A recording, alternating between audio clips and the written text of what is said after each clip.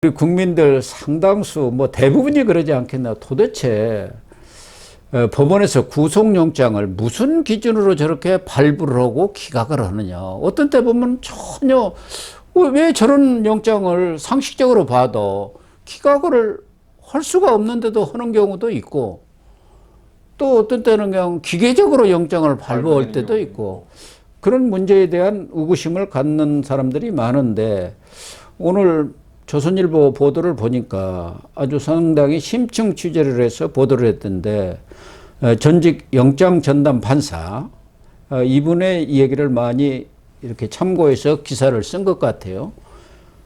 1997년에 영장실질심사 제도가 도입됐지만 그 발부라든가 기준이 전혀 없다. 그러니까 판사의 재량이랄까? 판사의 뭐 자유심증주의랍니까?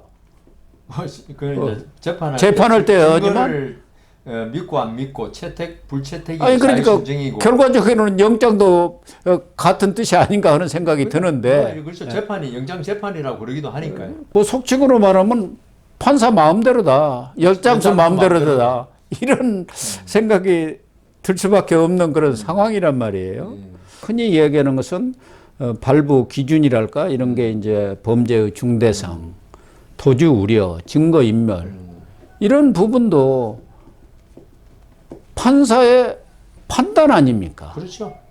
주관적인 판단이죠. 예, 그러니까요. 정량화가 될 수가 없는 부분이기 때문에 어느 정도 좀 객관적으로 그런 것들이 없습니까? 지금까지 76년이면 벌써 26년이 됐으면은 어느 정도. 그런데 이 재판에 있어서는 그 양형 기준이라는 게 있지 않습니까? 그렇죠. 양형 기준. 그것도 기본적으로는 판사의 판단에 의거한 거지만, 대충 이러이러한 범죄, 어떠어떠한 범죄에 대해서는 이런 정도 선에서 형을 내려라. 그 범위 내에서 오르락 내리락 하는 정도 아닙니까? 네. 영장 기각이라든가 발부도 뭔가 좀 합리적인 기준이 좀 있어야 하지 않겠나 하는 생각. 그러니까 이 영장 문제 때문에 법원이 사실 불신을 많이 받는 겁니다. 그렇습니다. 예. 우리가 볼 때 어떤 당연히 발부될 사람은 기각되고, 네. 당연히 기각 뭐 큰 범죄도 아니고 네. 그건 발부되고, 네. 국민들이 이 사법부를 신뢰를 못하는 겁니다.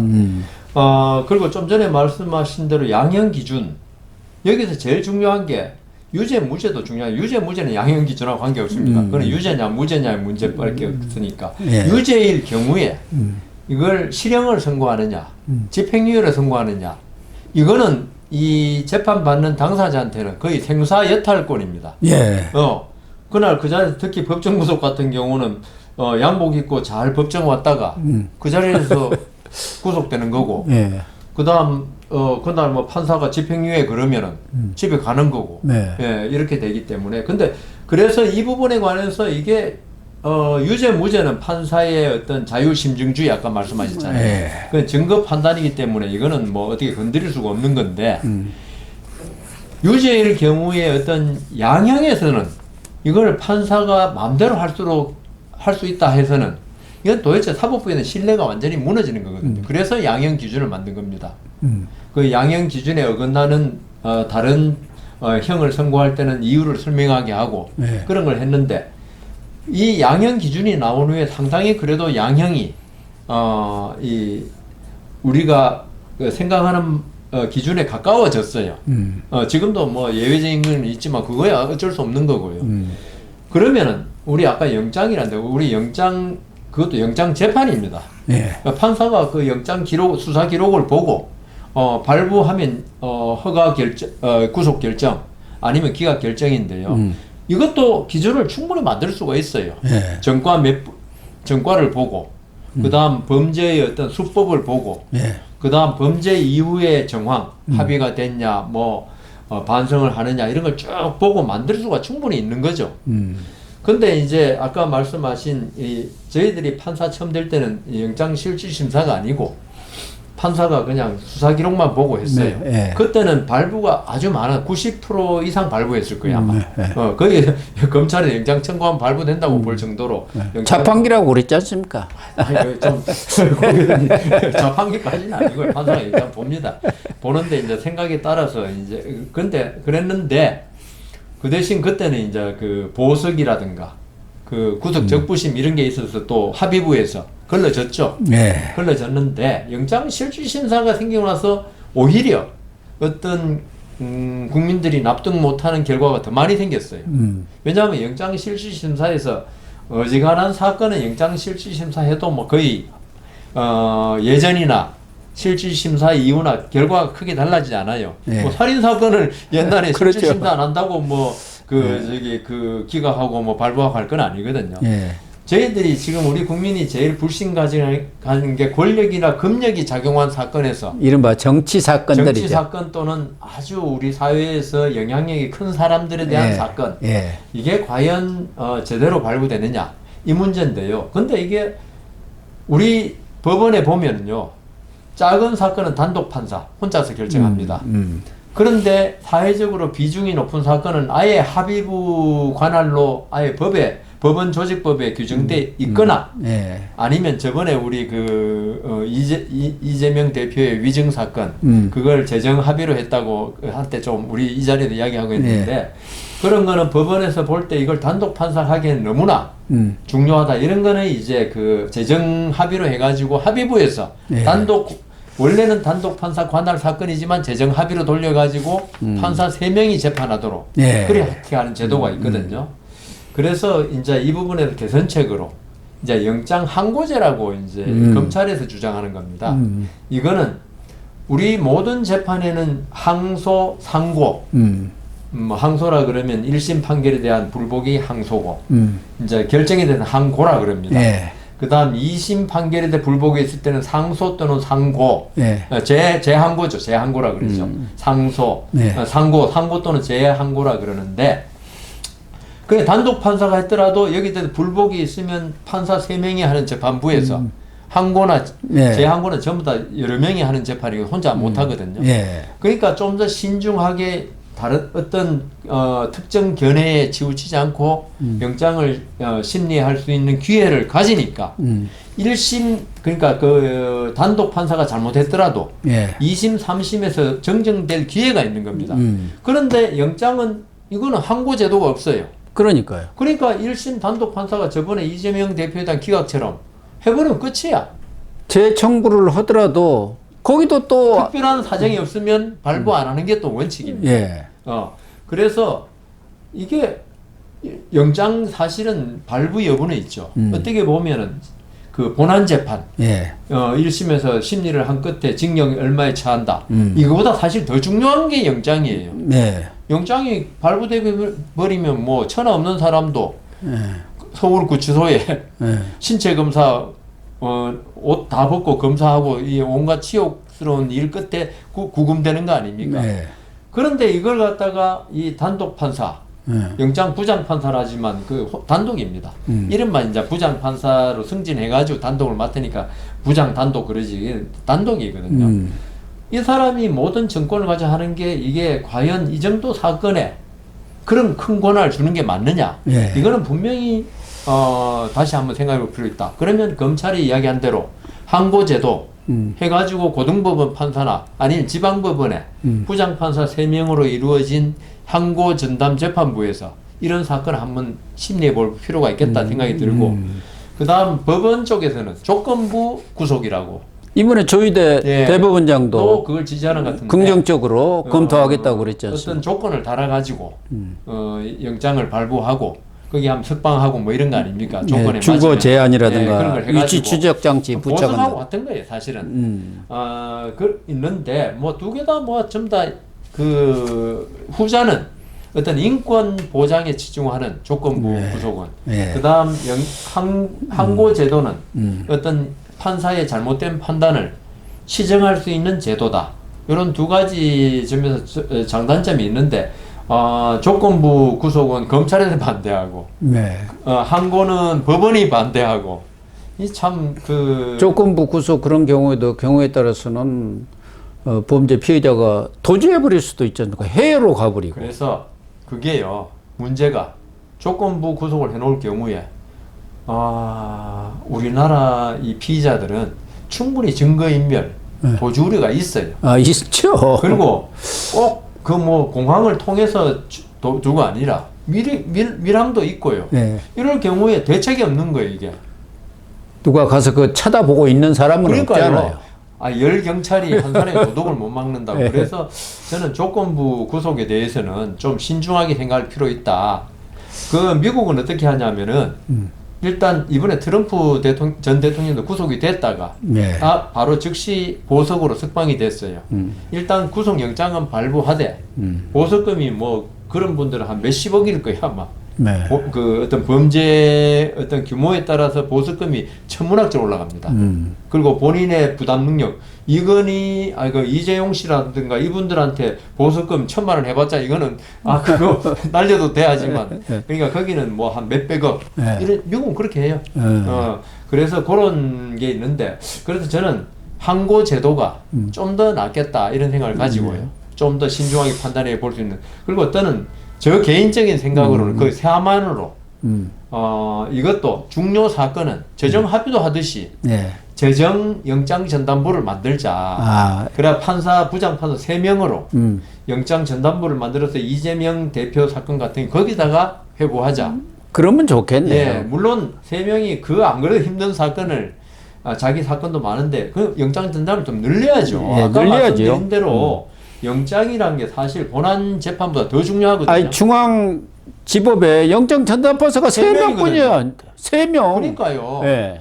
중앙지법에 지금 관할이 엄청나게 넓고 예. 그 사건이 엄청나게 뭐 3명이 그러니까 그 잘못 발부되는 경우도 있을 수 있고 그러니까요. 있기 때문에 영장 전담을 좀 확충해 가지고 이럴 정도로 국민들한테 어떤 재판이 국민한테 불신을 받고 있다면 예. 이번에 조희대 대법원장 이걸 갖다가 개혁을 해야죠. 적극적으로 좀 개혁을 영장 했으면 전담을 좋겠어요. 한 10몇 명 두고 그다음 합의부 또 그 합의 영장 전담부도 두고 예. 그걸 한 개 좀 두고 나머지는 그 단독으로 2개 좀 두고 단독을 하든지 그래서 그것도 주심도 있고 할 거 아닙니까? 예. 그러면 하고 합의를 하면 되거든요. 예. 이재명 대표 사건 같은 경우 이 사람이 거대 정당의 대표니까 증거면 도저히 없다고 주심 그 영장 전담을 생각합니다. 예. 그러면 다른 사람은 저는 그렇게 생각 안 합니다.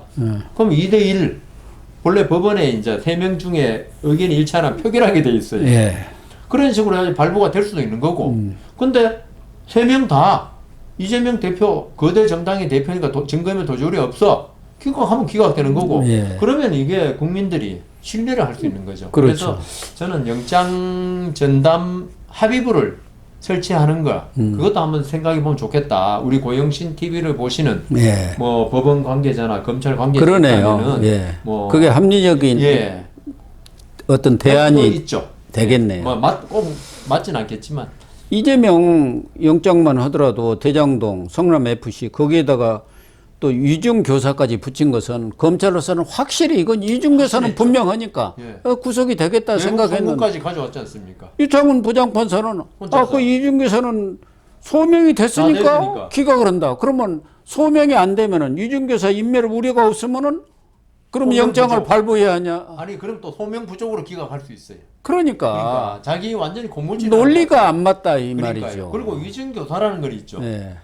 위증교사 뜻이 뭡니까? 증거를 갖다가 좀 조작하겠다는 거 아닙니까? 예. 그러면 증거 인멸 우리가 왜 그게 증거 없습니까? 인멸이죠. 그러니까 위증교사 혐의를 받는 사람은 언제든지 증거를 인멸할 그러니까 증거를 조작할 가능성이 있다는 건데 그러니까 이게 좀 고 교수님 같이 법률 비전문가 이런 분들이 볼 때도 납득이 안 가고 제가 볼 때도 납득이 안 가는 게 예. 무슨 증거가 충분하면 증거 충분하기 때문에 더 이상 필요 없다 기각 예. 그다음 증거 모자라면 소명 부족 기각 그러니까요. 다툼의 여지가 있다고 하더라고요. 그러니까 기각 주로. 그리고 자백하면은 자백했으니까 뭐 증거 인멸 우려가 우려 없다. 없다. 그 자백 안 하면은 방어권은 보장해야 한다니까. 그러니까 그게 고무줄 그리고 판결이 이런 걸 내려지니까요. 보면요. 제가 우리 법조 후배들한테 할 말은 아니지만은 이미 그 결론을 내려놓고 기록을 보는 게 아닐까 할 정도로 예. 지금 그 영장 전담 부장들이 하는 재판을 보면 그런 느낌이 드는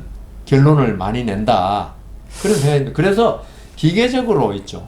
이건 오히려 기계적으로 돼야 돼요. 예. 이걸 불신을 불식시키려면. 그래서 이제 기준 같은 것을 어느 정도 정해놓으면 되지 않겠느냐 그런 얘기가 나오는 거고 특히 김명수 사법부가 불신을 받는 것은 영장 전담 판사들의 어떤 정치적 성향이랄까 이념적 성향이 예. 판결을 좌우한다는 그런 인식들을 우리 국민들이 다 갖고 있어갖고 이거 로또 영장이다. 그 승복을 못하죠 국민. 예, 그게 승복을 못하지 않습니까? 로또에 누가 승복합니까?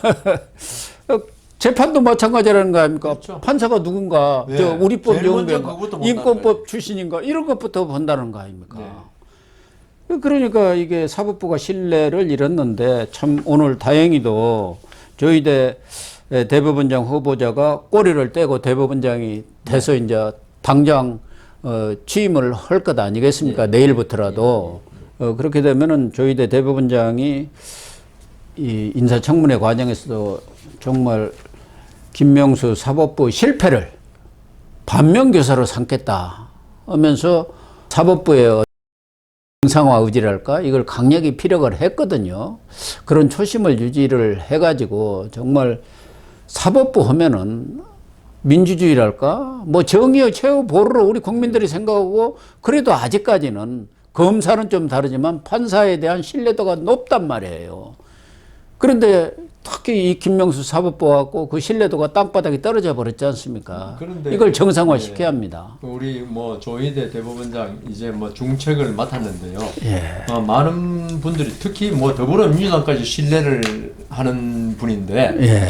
그런데 이제 단 하나 너무 고든 분이고 누구하고나 어떤 척지기를 예. 그러니까 어떤 감정이 생기는 걸 극히 싫어하는 분이에요. 예. 그래서 어떤 대법원 내에 지금 상태는 정상 상태에서 취임한 게 아닙니다. 네. 김명수 전 대법원 체제하에서 무너진 사법부를 갖다가 바로 일으켜 세우라는 중책을 안고 이번에 취임했거든요. 예. 근데 이분이 너무 순하다고 말이 맞는지 모르겠는데 너무 점잖고 하다 보니까 어떤 투쟁적인 어떤 지금 아마 조희대 대법원장이 어떤 더불어민주당의 생각에 반하는 뭘 하면 난리가 날 겁니다. 근데 그런 걸 갖다가 무릅쓰고하면서 할 뿐인지 너무 좀 사람이 좋다 보니까 네. 그래서 저는 이 자리를 빌어서 조희대 대법원장님한테 하나 바라고 싶은 거는 본인이 힘들더라도 네. 좀 우국지사 저는 아까 그랬잖아요. 어떤 조직의 장언이 있죠. 법률 실력이라든가 실력이 뛰어난 것보다도 어떤 사명감 네. 그리고 우리 조직의 독립성 이걸 지키겠다는 외압으로부터 굴하지 않겠다는 그런 지사적인 사명감을 가진 분이 돼야 되는데 조희대 대법원장님은 그런 사명감을 가지고 우리 사법부가 지난 5년간 철저히 무너져 내린 사법부를 다시 이렇게 세우는데 좀 매진해 주십사 그렇게 꼭 한번 부탁드립니다. 네, 조희대 대법원장님, 우리 국민들이 정말 많은 기대를 하고 있다는 점을 꼭 명심해 주시면서 대법원장직을 수행해 주시기를 거듭 부탁을 드리겠습니다. 시청자 여러분, 오늘 방송은 여기서 마치도록 하겠습니다. 시청해 주셔서 감사합니다.